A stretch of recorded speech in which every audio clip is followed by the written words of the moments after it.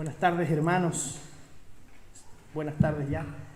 Los saludo nuevamente con un gran abrazo a todos aquellos que están hoy día aquí reunidos y también a aquellos que nos siguen y nos acompañan a través de nuestras plataformas digitales, en Facebook, en YouTube.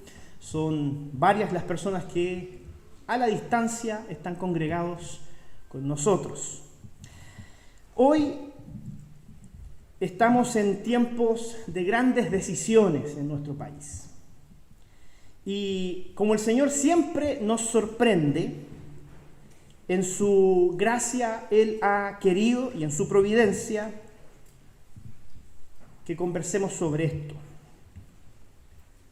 Una de las ventajas que tiene la predicación expositiva es cuando tomamos un libro de la Biblia y empezamos a exponerlo versículo por versículo, párrafo por párrafo.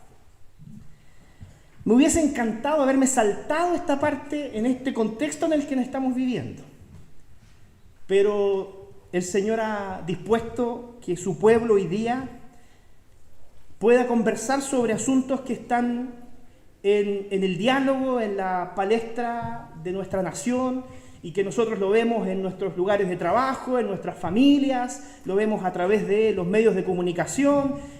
Hoy día estamos en tiempos de grandes decisiones. Y es por eso que quiero que meditemos en estas palabras que vamos a leer, considerando a nuestro Dios como el Rey soberano sobre todas las cosas.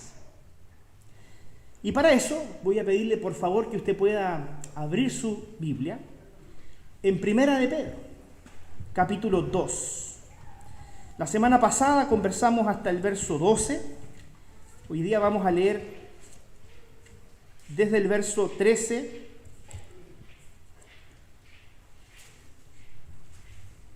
hasta el verso 17. Primera de Pedro 2, del 13 al 17. Dice así: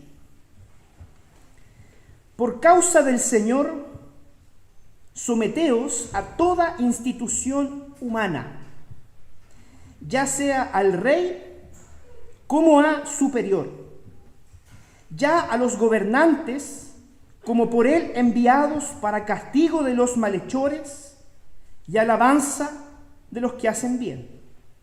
Porque esta es la voluntad de Dios, que haciendo bien hagáis callar la ignorancia de los hombres insensatos, como libres, pero no como los que tienen la libertad como pretexto para hacer lo malo, sino como siervos de Dios. Honrad a todos, amad a los hermanos, temed a Dios, honrad al Rey. La carta de Pedro fue escrita en un contexto de un imperio y un gobierno, que era el gobierno y el imperio romano, que había iniciado una campaña de persecución en contra de la fe cristiana.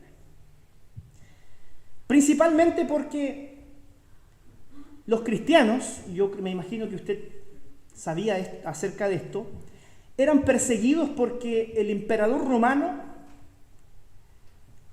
había establecido que en todo su imperio, todos aquellos que pertenecían a su gran nación, debían honrar y adorar al emperador como si fuera Dios mismo. Y los cristianos se opusieron vehementemente a eso, porque para ellos solo existía un Dios, y ese Dios no era el emperador. Así que los cristianos comenzaron a ser considerados un grupo sedicioso, que buscaba desestabilizar el imperio, y por lo tanto no le quedó otro camino a la corona y al imperio romano que perseguir a este grupo de insurrectos que no estaban dispuestos a adorar al emperador como a Dios mismo. Sin embargo, a pesar de la persecución, el apóstol Pedro escribe y dedica sentidas palabras hacia la iglesia respecto de cuál debería ser la relación más saludable que ellos debían tener con las personas que le rodeaban, pero también con las autoridades que el Señor había puesto y que en aquel momento gobernaban el imperio romano. Entonces, yo quiero invitarles a que podamos recordar, antes de avanzar en este texto, algo que conversamos la semana pasada. La semana pasada leímos el verso 11 y el verso 12. Y quiero centrarme nuevamente en esta sección que está destacada ahí en la pantalla. El apóstol Pablo invitaba a la iglesia a que los creyentes mantuvieran una buena manera de vivir entre los gentiles. El apóstol Pedro invita a los creyentes en aquella época a vivir de una manera digna, incluso en medio de un entorno y una cultura que les era sumamente hostil. Entonces Pedro dice: vivan a la altura de la vocación que hemos recibido, para que aquellos que nos rodean, aquellos que están pendientes de lo que hacemos o de lo que decimos, puedan efectivamente comprobar que hay en nosotros motivaciones y actitudes diferentes. Incluso es más, el apóstol Pedro dice que si logramos vivir a la altura de la vocación que hemos recibido, incluso podríamos generar que aquellos gentiles, aquellos inconversos, consideren la posibilidad de conocer más acerca de nuestra fe. Y de hecho esa era una realidad que experimentaba la iglesia en aquella época. Porque la fe cristiana promovía un amor incondicional entre los hermanos. Y algo que admiraba a la cultura romana de aquella época era ver cómo los creyentes estaban dispuestos a morir por su fe juntos y abrazados. Era algo que despertaba admiración en la cultura. Y si nosotros traemos hoy día ese elemento a nuestra época, a nuestra cultura, yo creo que usted estaría de acuerdo conmigo en el siguiente análisis. La iglesia en nuestros días es una de las instituciones peor evaluadas por las personas. Y esto estoy seguro que en alguna medida tiene que ver con los prejuicios que existen contra de la fe cristiana por esta cultura hostil de la que nosotros hemos estado conversando. Pero ciertamente no podemos nosotros desprendernos de la responsabilidad que nos compete, porque no cabe duda alguna que muchos de esos prejuicios están fundados en ciertas organizaciones, corporaciones, iglesias que han distorsionado el evangelio y que han de hecho caído en prácticas que son detestables y que hacen que las personas desde el frente, desde la mirada externa, se cuestionan profundamente cuál es la diferencia que marca la iglesia hoy día en una cultura moderna. Y yo quiero invitarle a que usted haga esa pregunta hoy día. ¿Cuál es la diferencia que hoy, como iglesia y como creyentes, estamos marcando delante de la cultura que nos rodea? La iglesia es una de las instituciones peor evaluadas por las personas. Y eso ciertamente es porque hay prejuicios, pero también porque hay responsabilidades de cosas que no hemos estado haciendo bien, porque tal vez no hemos mantenido una buena manera de vivir entre los gentiles. Hemos estado, en alguna medida, como institución y como iglesia, y como individuos ciertamente, deshonrando el nombre del Señor, viviendo no conforme a la vocación que recibimos.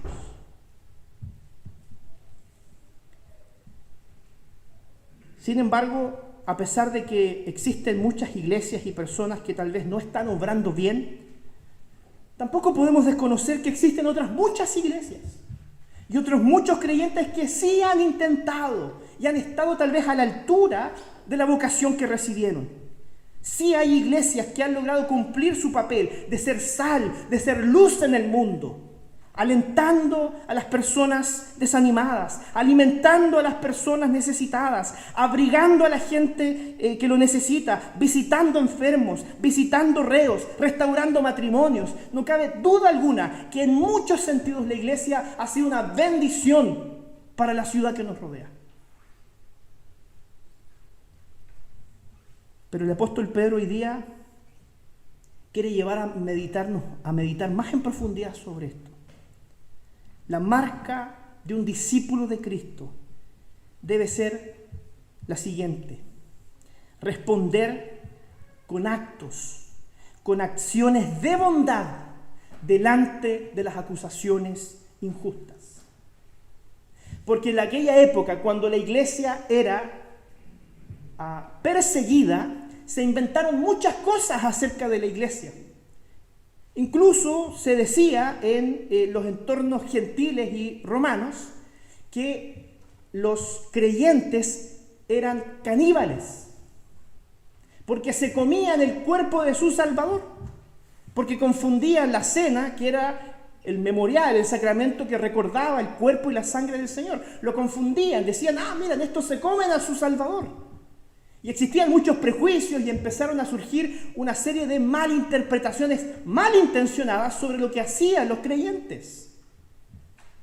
Y eso no es muy distinto a lo que también hoy día nosotros vemos alrededor. Pero ¿cómo respondían los cristianos?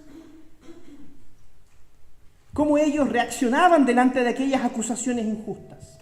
Y el propio Pedro señala que debemos mantener nuestra buena manera de vivir. Y si somos maltratados, si somos heridos, si somos enjuiciados, el discípulo de Cristo debe actuar con mansedumbre, no devolviendo nunca a nadie mal por mal. Porque el Señor nos invita a entregar nuestras causas en sus manos.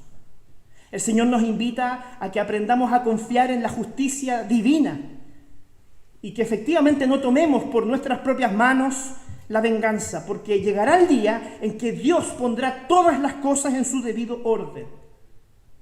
La marca del discípulo debe ser aquel que actúa con mansedumbre. Así que, teniendo esto en mente, que fue lo que conversamos la semana pasada, yo quiero llevarlo a reflexionar ahora sobre este concepto, el concepto de la sumisión.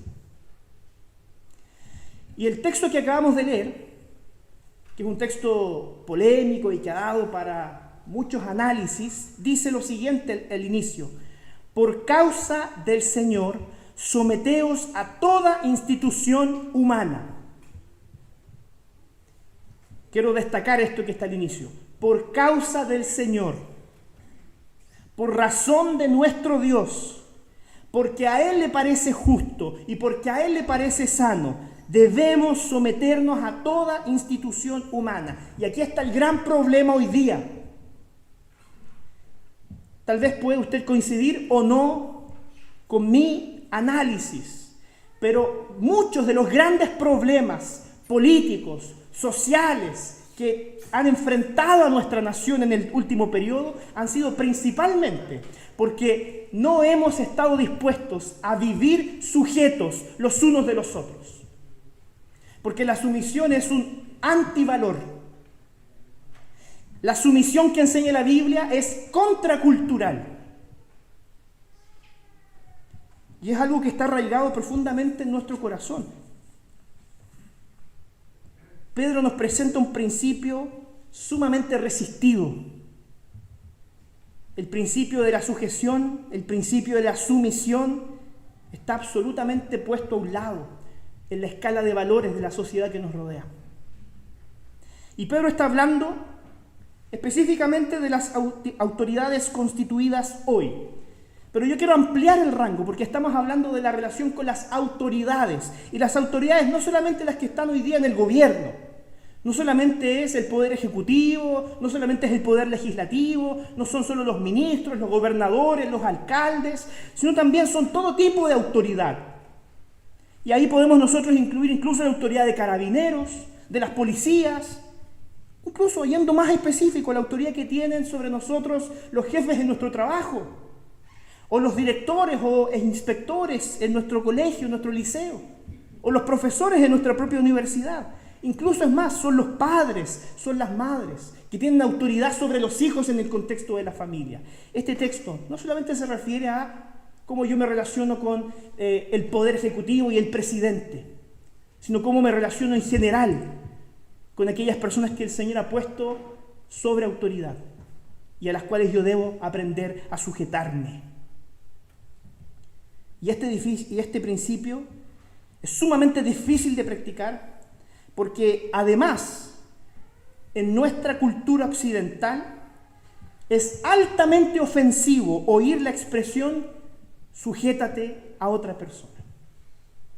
Es altamente ofensivo que nosotros enseñemos sumisión como un valor social que puede traer paz a nuestra vida. Hoy día ese es un concepto tan resistido que es contrapesado con el concepto de la autonomía, de la individualidad. Porque el hombre occidental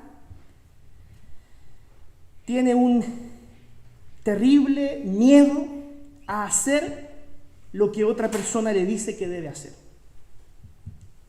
Así que hoy día son muchas las personas que viven esta enfermedad de la autonomía.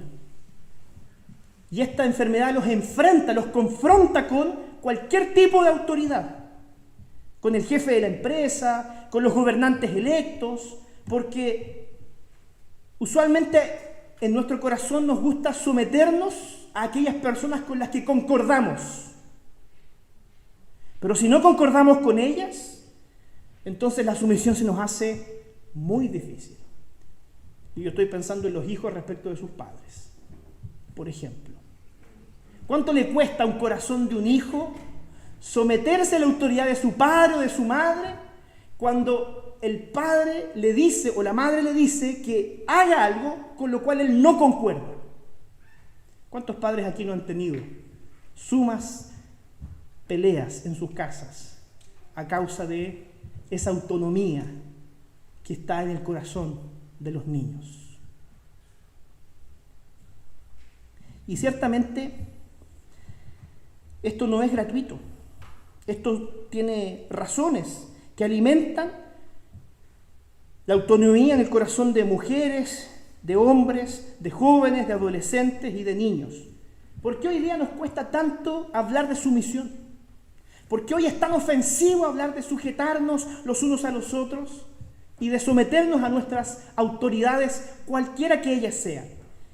Y me gustaría solamente rescatar 3 elementos que yo descubrí en un libro de Wayne Grudem, que se los recomiendo, que se llama, déjenme buscar, no creo que anoté el nombre por acá. No lo anoté. Pero así, aquí está. Política y autoridad conforme a la Biblia. Wayne Grudem, se lo recomiendo. Hay algunos elementos que yo encontré en la lectura de este libro que me parecen interesantes mencionarlas. ¿Por qué nos cuesta tanto el concepto de sumisión? Efectivamente porque hay en nuestra memoria un abuso histórico que nos ha formateado en esa dirección. Somos una generación que cuando miramos hacia atrás nos damos cuenta de que las autoridades sí han abusado de nosotros. Porque muchas de esas autoridades, en las diferentes formas en que ellas se expresan, han utilizado ilegítimamente su posición de autoridad, no precisamente para promover el bien y la paz, sino para buscar el beneficio personal. Entonces hay de alguna manera en nuestra memoria histórica razones para oponernos a la autoridad, porque en la historia ellos no han sabido utilizar dicha autoridad para traer bendición. Y son autoridades abusivas, jefes abusivos, padres violentos, profesores opresores, etc. Todos tal vez tenemos alguna mala experiencia con alguien en posición de autoridad que abusó de nosotros. Y todo eso ciertamente ha contribuido a que la generación actual, cuando se habla de liderazgo y de sujeción, genere un rechazo inmediato. Porque la historia reciente nos habla de casos de abuso incluso dentro de la propia iglesia. Y de hecho por eso la iglesia es una de las instituciones hoy día peor evaluadas, porque históricamente se ha descubierto que muchos, estando en posición de autoridad dentro de la iglesia, han abusado de la fe de las personas.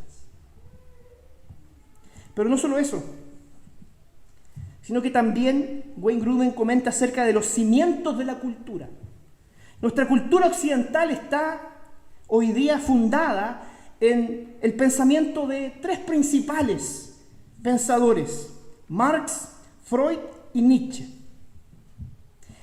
Estos tres pensadores pusieron los cimientos sobre los cuales está construida la arquitectura cultural de hoy.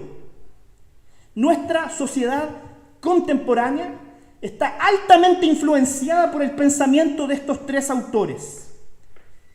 Sea de la posición que usted sea, más de izquierda o más de derecha, yo quiero elevar este diálogo no a la política contingente. Yo quiero que nos podamos enfocar en los elementos filosóficos que constituyen las bases de la cultura contemporánea, porque es innegable que en nuestros tiempos toda solución a los problemas de la naturaleza humana están fundados en la dialéctica. Todo es conflicto, todo es confrontación, todo se resuelve con lucha, y eso surge del pensamiento de estos autores. Freud, por ejemplo, estableció que todo tipo de autoridad genera problemas en la personalidad de las personas. Genera incluso una instintiva respuesta agresiva. El mismo Nietzsche apela a nuestra individualidad para que aprendamos a vivir como bien nos parezca, como bien nos plazca, sin tener que rendir cuentas delante de nadie. La influencia de estos grandes filósofos y pensadores paganos formó hoy día una cultura que está compuesta de un saco de personas egocéntricas, autónomas y altamente conflictivas.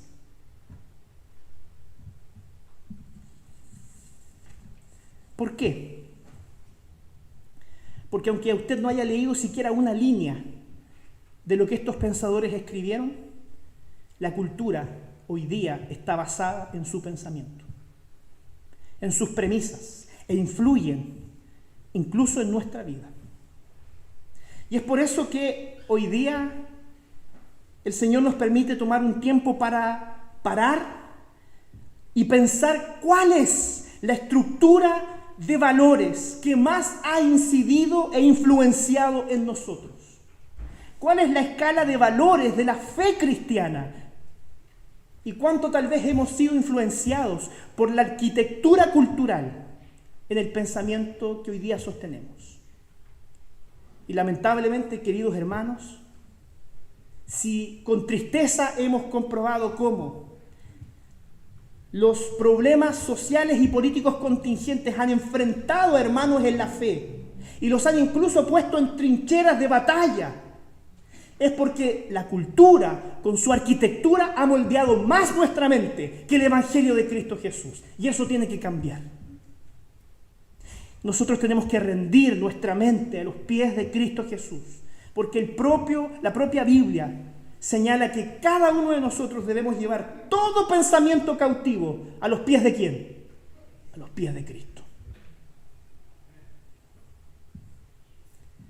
Yo mismo he comprobado cómo puedes conversar con una persona que dice confesar una fe cristiana mientras queda en absoluta evidencia que toda la estructura del pensamiento no tiene nada que ver con el Evangelio, que su escala de valores o de principios está lejos de anunciar el reino de los cielos, porque su mente y corazón están mucho más comprometidos con algún proyecto ideológico o político, cualquiera sea el lado que hayan abrazado. Y eso se responde también por causa de nuestra naturaleza humana. Desde el principio, cuando nuestros primeros padres se rebelaron contra Dios, fue sembrado en nuestros corazones la idea de ser autónomos. El hombre y la mujer comieron del fruto porque querían ser como dioses. Ellos querían estar a la altura de Dios y rompieron su relación con Dios y declararon un principio de autonomía. Le dijeron a Dios en su rostro: no te necesitamos, podemos nosotros construir una vida y una sociedad próspera sin que tú te inmiscuyas en eso. Adán y Eva, cuando comieron del fruto, declararon en sus principios romper con Dios, con todas las consecuencias que eso trajo. Entonces ahora el apóstol Pedro establece que estas autoridades que fueron constituidas por Dios. Y debemos ejercitar delante de ellas el principio de la sujeción. ¿Por qué? Y nuevamente se lo quiero destacar atrás. Acá. Por causa del Señor. ¿Por qué me tengo yo como hijo que sujetar a mi padre y a mi madre? Por causa del Señor. ¿Por qué yo como alumno debo ser respetuoso de la autoridad de mis profesores? Por causa del Señor.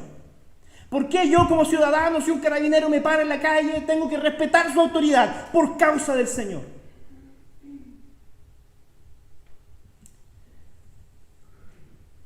Ya sea el rey como a superior, a los gobernantes, como a él enviados. Y quiero destacar, poder expresar esto, voy a pasar adelante porque lo resalté. A los gobernadores, como por él enviados, para castigo de los malhechores y alabanza de los que hacen el bien. Pedro establece un paradigma respecto del cual la autoridad debe ejercerse. A aquellas autoridades en su relación general que castigan al malhechor, es decir, que minimizan o que buscan minimizar la influencia y los efectos del mal, deben ser honradas por nosotros. Debemos valorizar las acciones de aquellos que obran buscando el castigo del malhechor y la honra de aquel que busca hacer un aporte.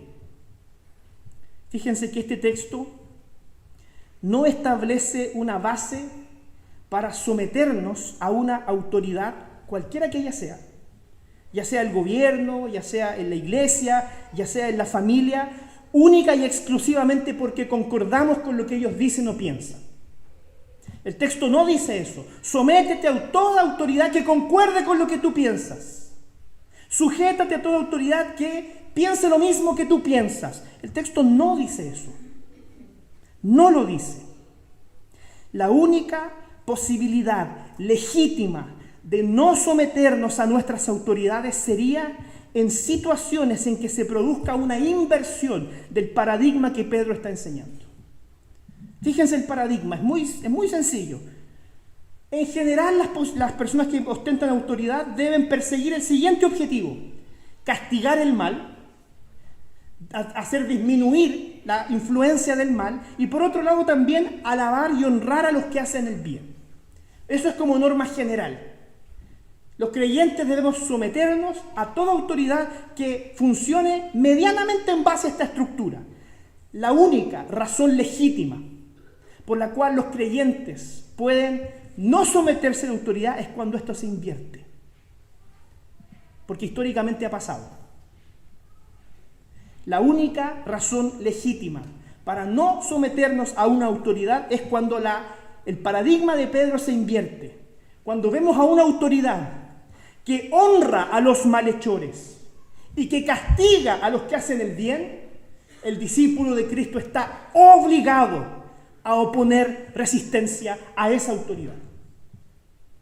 Porque nuestra sujeción es por causa del Señor. Y cuando nuestra sujeción entra en conflicto con nuestra honra al Rey de Reyes, ¿dónde está nuestra primera fidelidad? En servir a Dios. Solo en esta inversión se puede producir legítimamente para el creyente una resistencia a la autoridad. Cuando las autoridades, ya sea en la familia, en la iglesia o en el Estado, comienzan a honrar al que es malo, comienzan a promover lo que es contrario a la palabra y castigan al bueno, castigan a los valores que representan los que somos discípulos de Cristo, ahí es donde los creyentes tienen la responsabilidad de posicionarse en contra de aquello que nos obligue a desobedecer a Dios. Por lo tanto, cuando una autoridad nos imponga o cuando una autoridad nos obligue a practicar un valor o principio que entre en conflicto con los valores y principios de Dios, el cristiano tiene la responsabilidad y el deber de la no sumisión, de la desobediencia. Sobre esto Wayne Grudem en su libro escribe abundantemente. Yo se lo recomiendo, usted lo puede comprar por internet. Habla una serie de principios muy interesantes. Yo voy a detenerme acá porque quiero avanzar con lo que dice el texto a continuación. Porque el verso 15 dice lo siguiente: porque esta es la voluntad de Dios, que haciendo bien hagáis callar la ignorancia de los hombres insensatos. En la voluntad de Dios está la idea de que practiquemos lo que es bueno, que hagamos lo que es agradable a los ojos de Dios para hacer callar la ignorancia de los insensatos.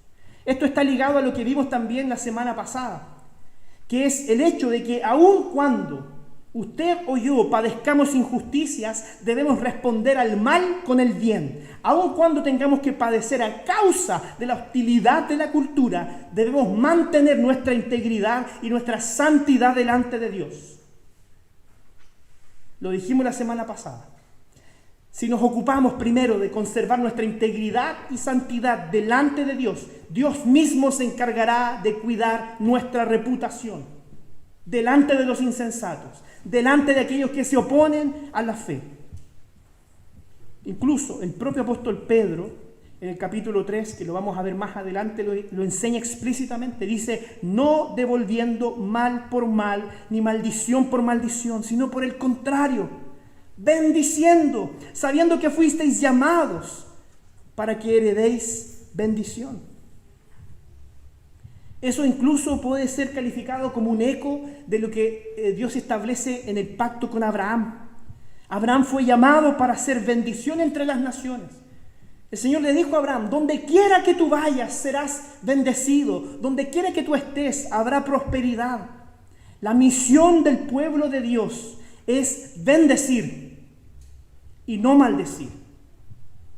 Incluso el propio profeta le dice a la nación de Israel cuando estaban cautivos en Babilonia: oren por sus captores, oren por este imperio opresor y sean de bendición en sus ciudades, planten viñas, trabajen, tengan hijos, no le paguen a este imperio maligno mal por mal, oren por ese imperio, porque la bendición del imperio será también la bendición de ustedes. Eso es absolutamente contracultural. En el verso 23 del capítulo 2, ahora el apóstol Pedro incluso pone a Jesucristo como ejemplo. A Jesús, cuando le maldecían, no respondía con maldición. Cuando padecía, él no amenazaba, sino que encomendaba la causa al juez que juzga justamente. Jesús es nuestro modelo. Él se sujetó a la autoridad, siendo el rey del universo, incluso padeciendo injusticia. Cuando él estaba en la cruz, cerca de morir, alza su vista a los cielos y dice: Padre, perdónalos, porque no saben lo que hacen. Él alza sus ojos a los cielos y después dice: Padre, en tus manos entrego mi espíritu. Jesús entregó su causa al Señor y al tercer día resucitó. Dios manifiesta la verdad. Dios es el que hace justicia y Dios es aquel que preparará una mesa delante de nuestros enemigos para honrar a quienes somos discípulos de Cristo. Hermanos, nuestra cultura nos ha transformado en personas altamente bélicas. Nuestra cultura nos ha enseñado a responder proporcionalmente al otro. Si el otro nos trató mal, debemos responder con vehemencia, pagar al odio con el odio, pagar al resentimiento con más resentimiento y jamás perdonar las injusticias de las que fuimos presa. Eso es lo que enseña el mundo. Ese es el valor de la cultura. Y el Señor hoy día nos invita a vivir de forma contracultural. Y eso tiene que ver con la mansedumbre. A ser manso como Jesús fue manso. Y yo sé que eso es difícil. Porque tal cual como lo dijimos la semana pasada y lo hemos repetido hoy día, este valor de la sumisión, de la mansedumbre, es contracultural. Muchas personas, inclusive aquellas que son cristianas, creen que sus causas pueden servir de base y justificar la agresividad hacia otras personas. Pero no es así. La mayor causa de la vida de un discípulo de Cristo es el Evangelio. Y nuevamente, el Evangelio fue traído por Jesús, que quien cuando lo maldecían, él no respondía con maldición.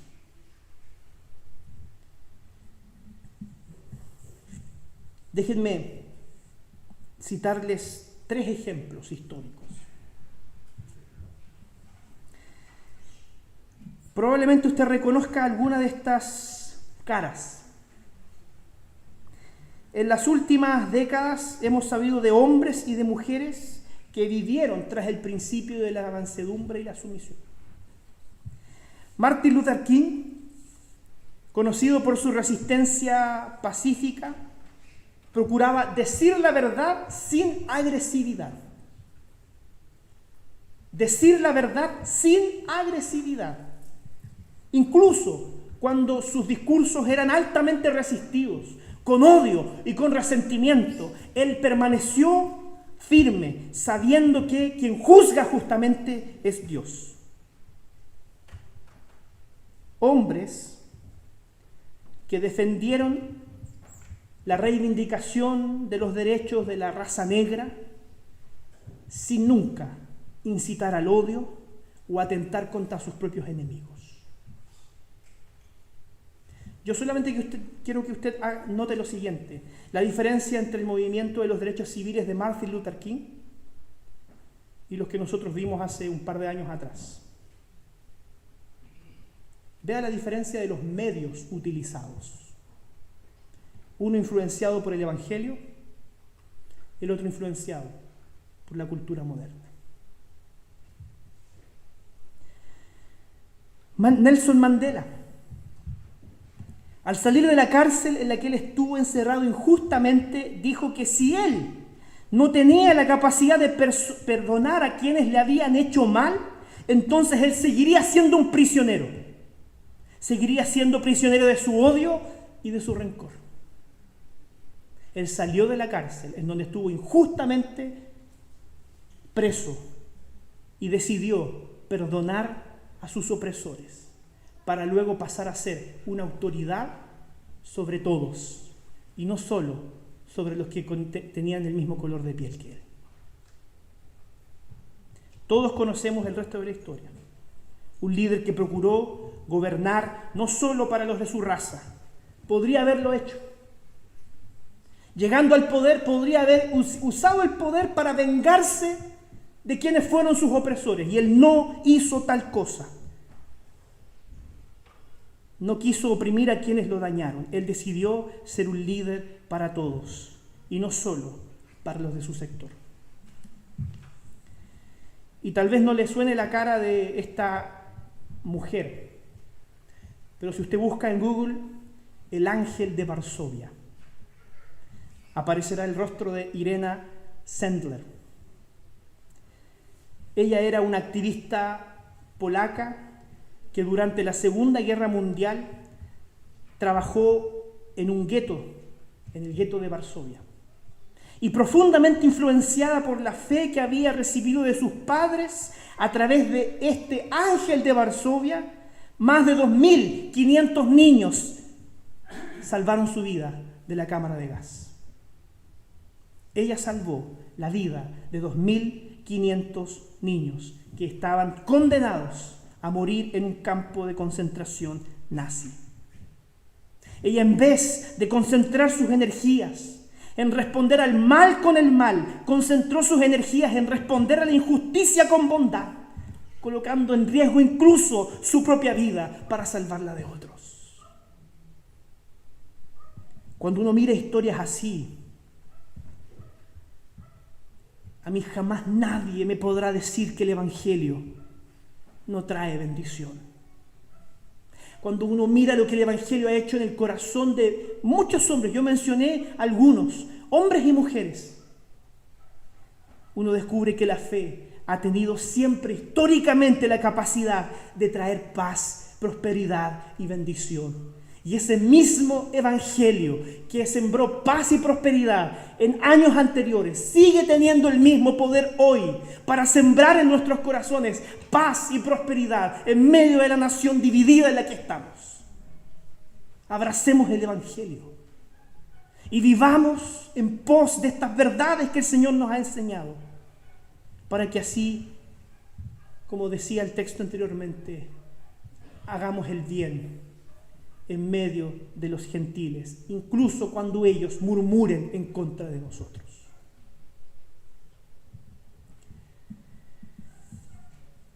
Como libres, pero no teniendo la libertad como pretexto para hacer lo malo, sino como siervos de Dios. Fíjense, nuevamente, el texto habla de sumisión, el texto habla de servicio.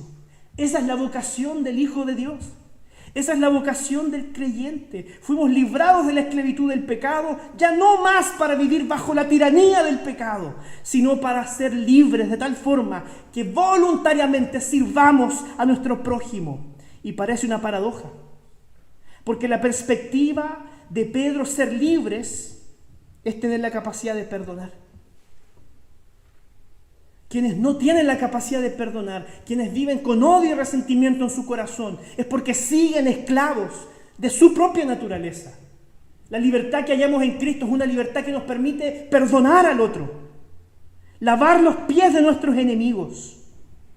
Somos libres para responder a una ofensa o a una maldición con un acto de bondad. Libres para amarnos.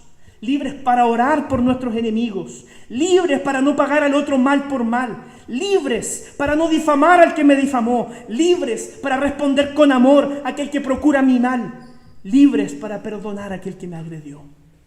Eso es libertad. Y termina el texto: honrad a todos, amad a los hermanos, temed a Dios y honrad al Rey. El discípulo de Jesús, respecto de la totalidad de las personas, el Señor dice: traten a los demás con respeto. Honren a todos.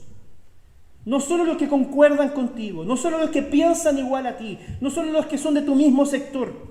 Honren y respeten a todos, inclusive a tus enemigos, inclusive a aquellos que no concuerdan con lo que tú piensas. El discípulo de Cristo tiene la vocación de tratar con respeto y honra a todo aquel que es su prójimo.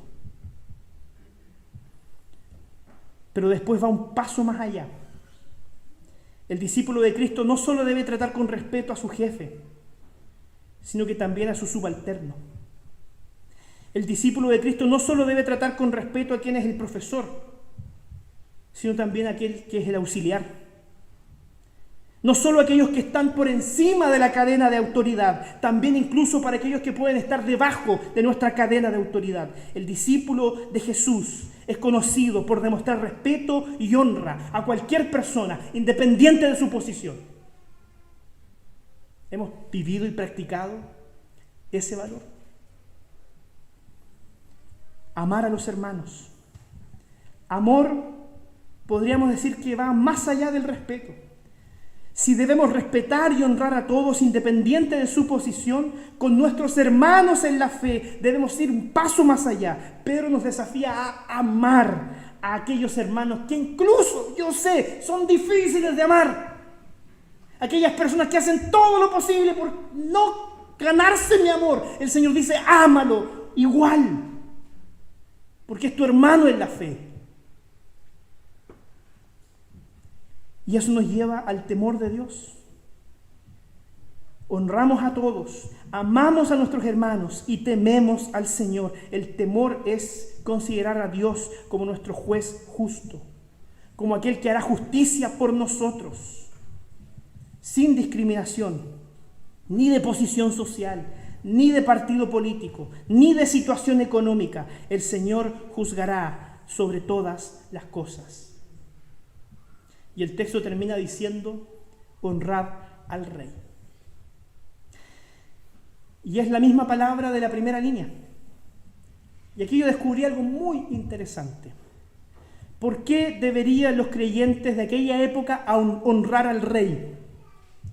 Porque el rey era una persona como cualquier otra.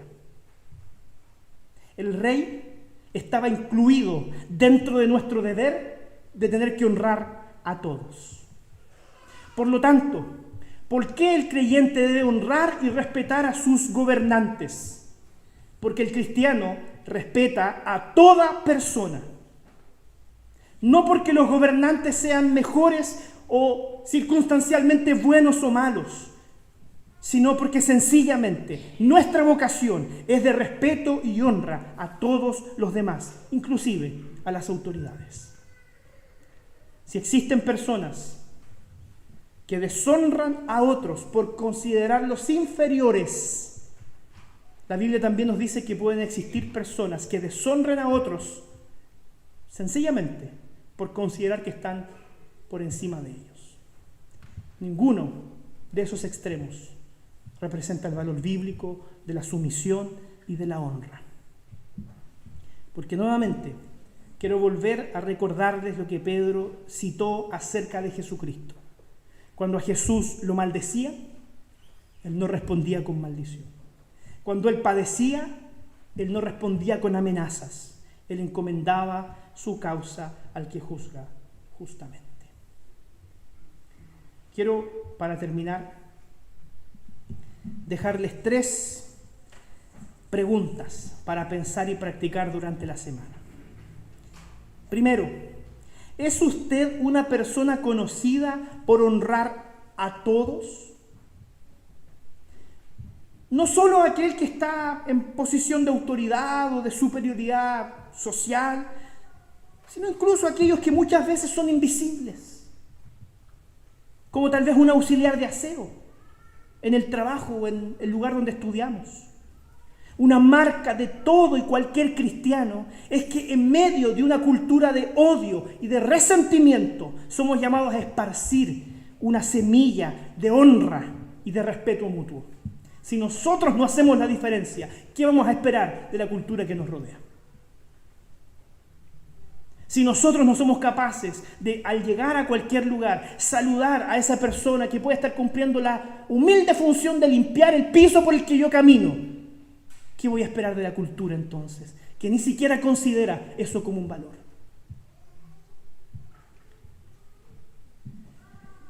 En medio de un ambiente tan polarizado, de odio y resentimiento, en donde las ideologías pasaron a tener más valor que la obra de Jesús en nuestras vidas, la pregunta es, ¿te alejaste de algún hermano en la fe por causa de alguna ideología? ¿Hay hoy día una atomización ideológica que te haya distanciado de un hermano en la fe? Hoy hay creyentes que están rompiendo su relación con otros creyentes e incluso están rompiendo su relación con sus iglesias por cuestiones banales, por cuestiones inferiores al Evangelio y al proyecto del reino de los cielos. Y eso es porque ciertamente nos ha faltado amor hacia nuestros hermanos. Y por último, el temor a Dios es confiar que Él es un juez justo. ¿Usted está entregando sus causas al Señor como juez justo? ¿Hay algo en la cultura que nos rodea, hay algo en la iglesia, hay algo en su familia que lo desencaja profundamente, que hace nacer en su corazón sentimientos de odio, de resentimiento, de venganza, que están dominando tu mente? Si así es, hoy día el apóstol Pedro, a través de este mensaje, quiere invitarte a que entregues esas cargas en las manos del juez justo. Que no caigas en el odio y el resentimiento.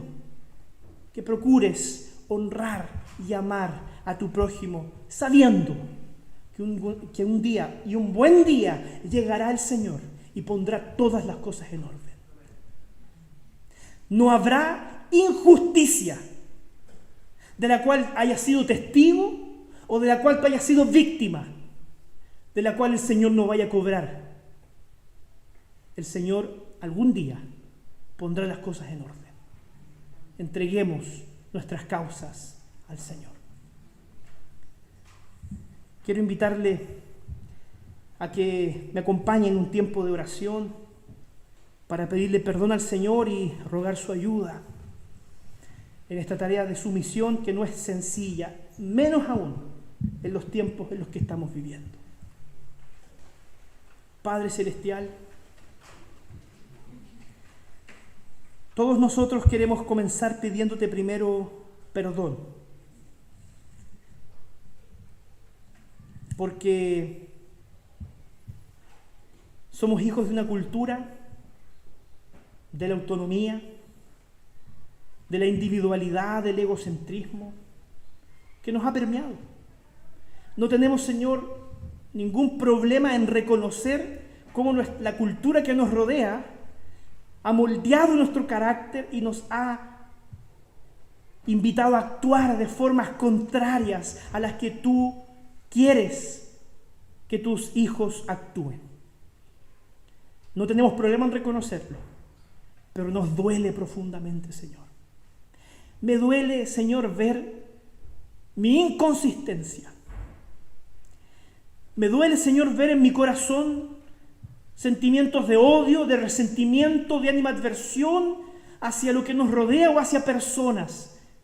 Y te quiero pedir, Señor, que sanes nuestro corazón. Porque ya no queremos que esos sentimientos nos gobiernen. Porque, Señor, ciertamente eso no traerá paz a nuestra vida ni a nuestro entorno. Ayúdanos, Señor, a mirar hasta estos principios como valores valiosos para nosotros realmente. Sujetarnos, someternos, tratar con honra y con respeto a quien nos rodea. Hoy día, Señor, parece tan contracultural que lo más probable es que los creyentes seamos calificados como locos. Pero sabemos, Señor, que obedecer a tu palabra es lo mejor para nuestra vida. Y queremos confiar en tu sabiduría y no en la sabiduría del mundo. Sana nuestro corazón.